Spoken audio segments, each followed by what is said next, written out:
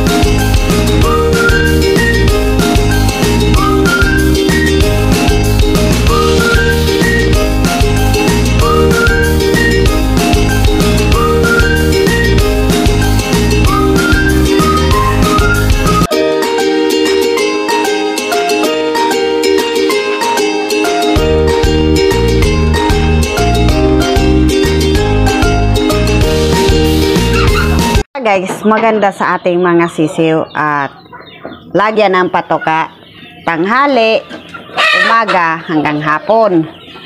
At parang binaliktad ko ata guys, sorry.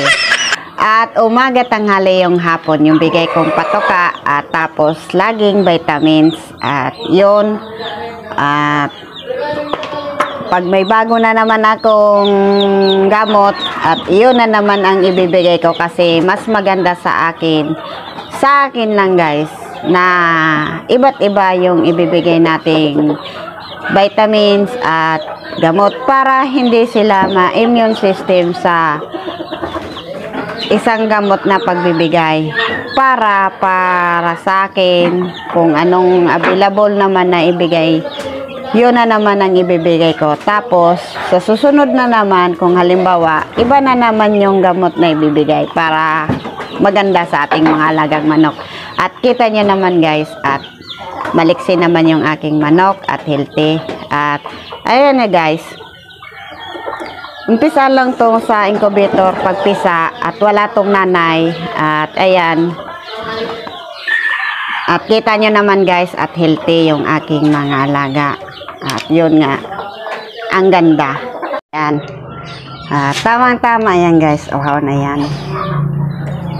Ang hirap kasi guys pag walang hawak ng camera. At okay lang yan guys. At ano tayo, at sariling atin. At ganyan naman talaga pag nag-vlog.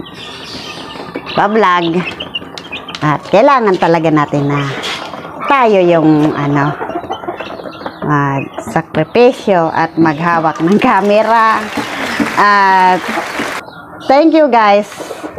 At bumalik yung aking subscriber. At dati kasi guys, kasi siguro hindi sila nagka-interest sa aking video kasi wala pa kasi akong experience sa pagmamanok na hindi kagaya ng mga iba na pinapakita nila kung paano pagkondisyon at paano yung mga pag-asikaso ng mga manok na pagbibigay ng vitamins o lahat ng mga kaalaman sa mga manok. Kaya mga kagayang nagmamanok, idol ko sila. Kaso ako lang talaga guys, at tama lang kung asikaso, pagpapakain at pag-iinom.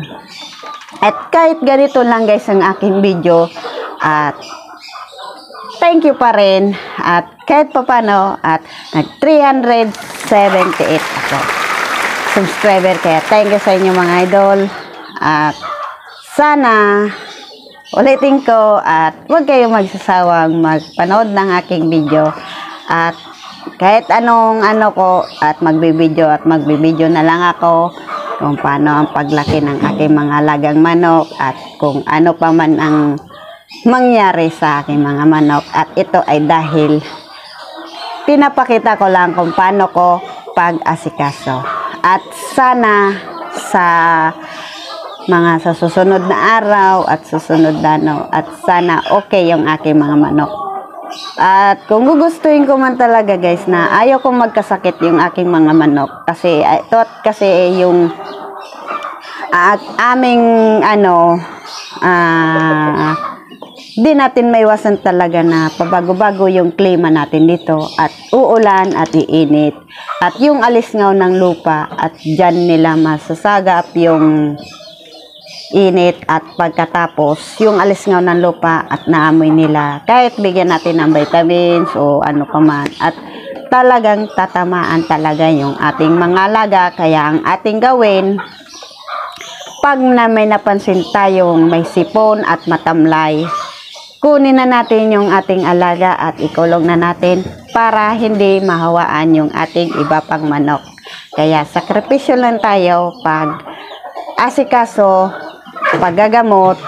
At kasi guys, para sa akin, pag may sipon yung aking mga alagang manok at hindi ako guys pag nag-i-ilspik, lalo na pag nagpapainom ako ng antibiotic sa aking mga manok, ang ginagawa ko ngayon guys, pagtapos na sila sa sipon na pikit o ano pa man, at dyan ako nag-i-ilspik.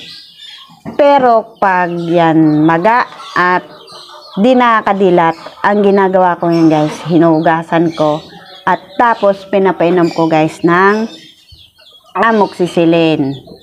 At sunod naman, meron na din tong antibiotic at meron na din tong anti-coryza.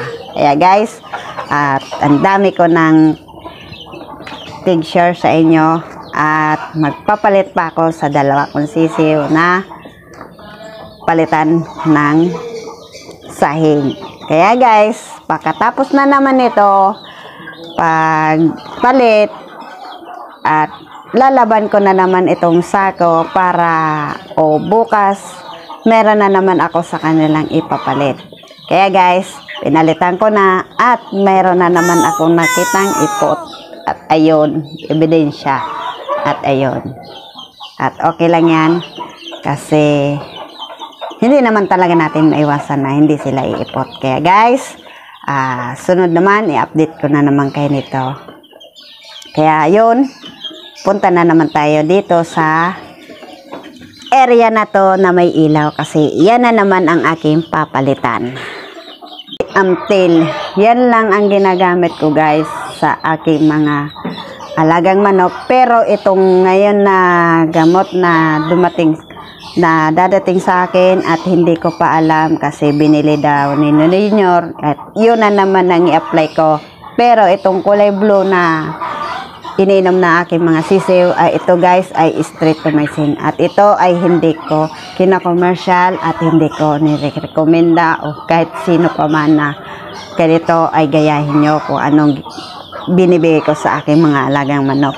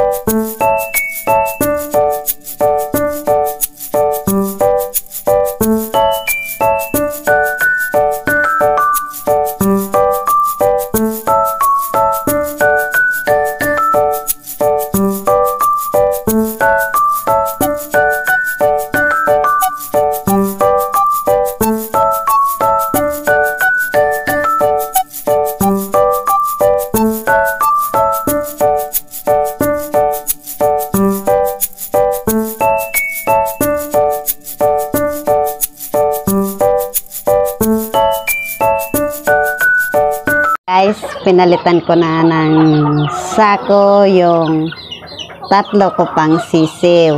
At ayun, may ipot. At tatakpan na lang natin yan.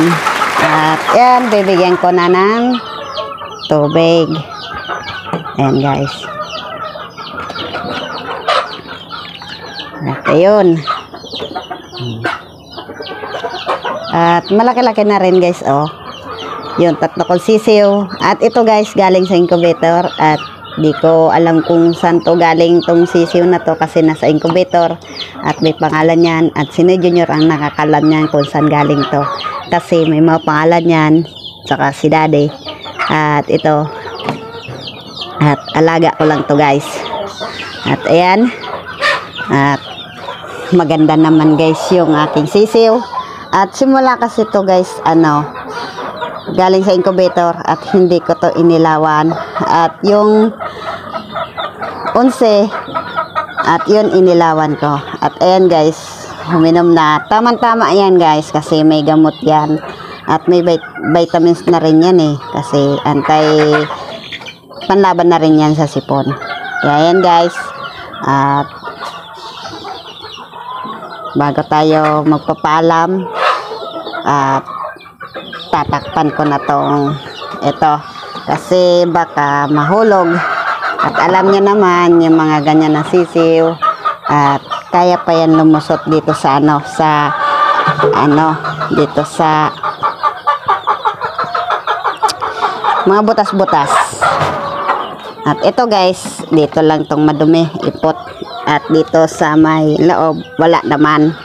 Kaya yun guys, tatakpan ko na kasi tapos na tayo magpainom. At dito, magpapainom na lang ako dito at ito ready. At yan guys, at tapos na ako magpainom ng aking mga sisiw at nagpalit na ako ng sako. At ayan, at maraming salamat sa inyo dyan at uulitin ko. At kung bago ka pa lang sa aking channel, at please like and subscribe sa notification bell at pindutin nyo na lang po ang bell button para lagi kayong update sa aking video. Kaya guys, bye-bye!